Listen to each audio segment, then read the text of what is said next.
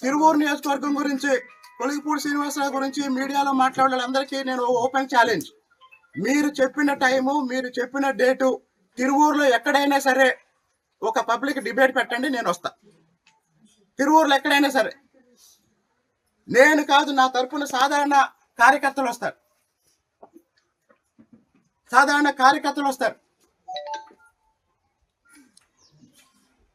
నేను అన్ని వర్గాలు అందరూ అభివృద్ధి చెందాలి, పిల్లల్ని చదివించాలి, చదువుకున్న వాళ్ళకి ఉద్యోగాలు రావాలి. ఈరోజు నేను చాలా ఖర్చు పెట్టి డిహెచ్ఈకి ఉచిత కోచింగ్ ఇస్తున్నాం. దాని గురించి ఎవరన్నా పబ్లిసిటీ ఇస్తున్నారా? పోనీ పబ్లిసిటీ ఇవ్వమని నేను ఎప్పుడైనా అడిగానా? చెప్పండి. నేను ప్రతిరోజు చాలా కార్యక్రమాలు చేస్తా. అసలు నేనే పబ్లిసిటీ చేసుకోండి. నేను ఎక్కడికైనా వెళ్ళిన మీడియాను కూడా తీసుకెళ్ళను. ఈరోజు 10 రూపాయలు పనిచేసిన వాళ్ళు 100 రూపాయలు మీడియాలో చూపించుకుంటున్నారు. నేను 100 రూపాయలు పనిచేసి కూడా 1 రూపాయి కూడా నేను ఈరోజు మీడియాలో చూపించట్లేదు. ఎవరన్నా నాతో ఉన్నవాళ్ళు, వాళ్ళు తీసిన ఫోటోలు, వాళ్ళు తీసిన వీడియోలు సోషల్ మీడియాలో షేర్ చేయటమే తప్ప. చాలా మంది అనుకుంటున్నారు కొలిగిపూడి శ్రీనివాసరావు మాట్లాడలేదేంటి, కొలిగిపూడి శ్రీనివాసరావు మౌనంగా ఉంటున్నాడు ఏంటి. జగన్మోహన్ రెడ్డి కన్నా మంచి పరిపాలన అందించమని జనం మనకు ఓట్లేశారు. రోజు జగన్ తిట్టమని ఓట్లేయలేదు. జగన్ చేసిన తప్పుల్ని చేయకుండా జగన్ కన్నా మంచి పాలన అందించమని ఓట్లేశారు. నేను అసెంబ్లీలో మాట్లాడింది కూడా తిరువూరులో ఉన్న సమస్యల గురించి మాట్లాడాను, రాజకీయాల గురించి మాట్లాడలా. రాజకీయాలు మొదలు పెడితే నాకన్నా నక్కివాడు మాట్లాడలేడు, లేదా చాలా మంది కన్నా చాలా ఎక్కువ తెలుసు నాకు. చాలా మంది తెలియని విషయం ఏంటంటే, నేను మాట్లాడిన వార్తే, నేను మాట్లాడకపోయినా వార్తే. కానీ మనం మాట్లాడితే దానివల్ల ప్రజలకు లాభం ఉండాలి, దానివల్ల సమాజానికి లాభం ఉండాలి. నేను 5 ఏళ్ళు అమరావతి గురించి మాట్లాడా. నేను మాట్లాడిన ప్రతి మాట కోట్ల మంది విన్నారు. ఈరోజు మన అదృష్టం, చంద్రబాబు నాయుడు గారు ముఖ్యమంత్రి అయ్యారు, అమరావతి మళ్ళీ మొదలైంది, పోలవరం పరుగు పెడుతుంది. ఒక పక్క చంద్రబాబు నాయుడు గారి నాయకత్వంలో అభివృద్ధి జరుగుతుంది, ఇంకో పక్క తిరువూరు నియోజకవర్గంలో ఈ మధ్య కాలంలో నాగార్జున సాగర్ కాలువ నుంచి మన పంటలకు రావాల్సిన నీళ్లు రాక పంటలు ఎండిపోయే పరిస్థితి ఏర్పడితే, నేను కాలువలంట తిరిగి తెలంగాణ అధికారులతో మాట్లాడి, మన అధికారులతో మాట్లాడి, దండం పెట్టి బతెమలాడి రకరకాలుగా ప్రయత్నం చేసి కొన్ని నీళ్లు సంపాదించ లేకుండా వెళ్ళిపోయాడు. 3-4 రోజులు ఇంట్లో లేకుండా వెళ్ళిపోయాడు. అంటే నేను స్పందించి సీరియస్గా రియాక్ట్ అవుతానండి. నేను చాలా సంయమనంతో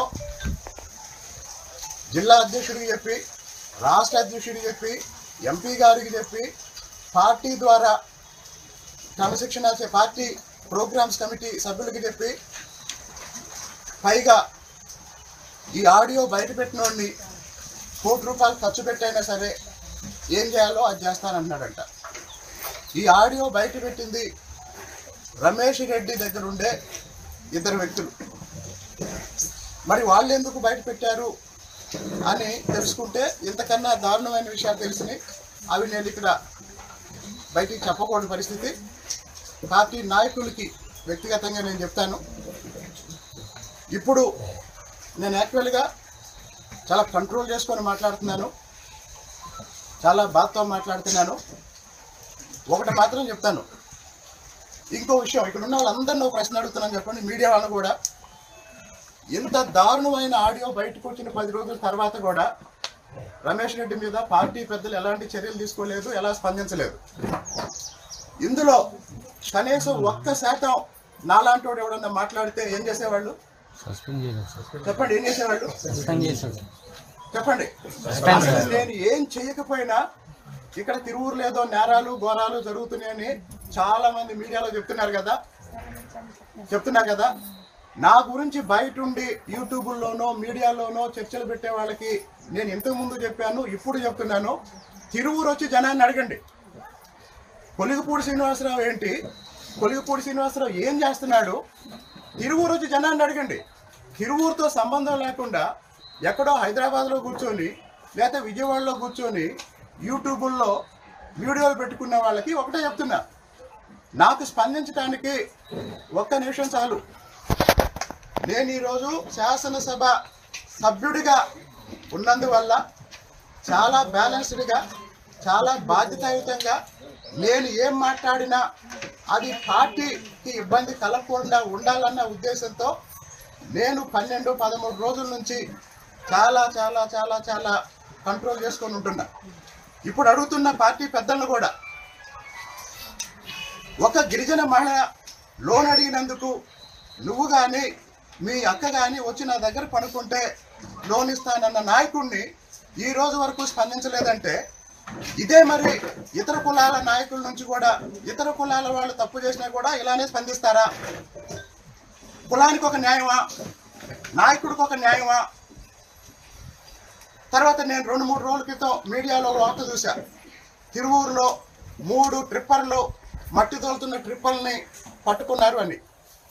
ఆ రోజు 100 ట్రిప్పర్లు తిరువూరు రోడ్ల మీద వెళ్ళినాయి. మరి 97 టిప్పర్లను ఎందుకు వదిలేశారు? 3 టిప్పర్లను ఎందుకు పట్టుకున్నారు? ఎవరు పట్టుకోమంటే పట్టుకున్నారు. సరే పట్టుకున్నారు.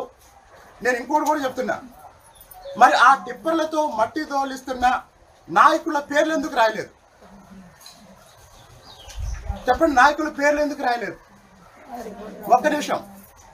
తర్వాత ఇంకో ప్రచారం ఏంటంటే, కొలిపూడి శ్రీనివాసరావు వైసీపీ వాళ్ళతో కలిసి ఏదో చేస్తున్నాడని. ఇప్పటికీ నేను ఒక వైసీపీ నాయకుడు అక్రమంగా కడుతున్న బిల్డింగు కోల్చమని వెళ్ళినందుకు నా మీద పోలీస్ కేసు పెట్టారు. ఒక వైసీపీ నాయకుడు 4 స్థలాన్ని ఆక్రమించి అక్రమంగా బిల్డింగ్ కడుతున్నాడని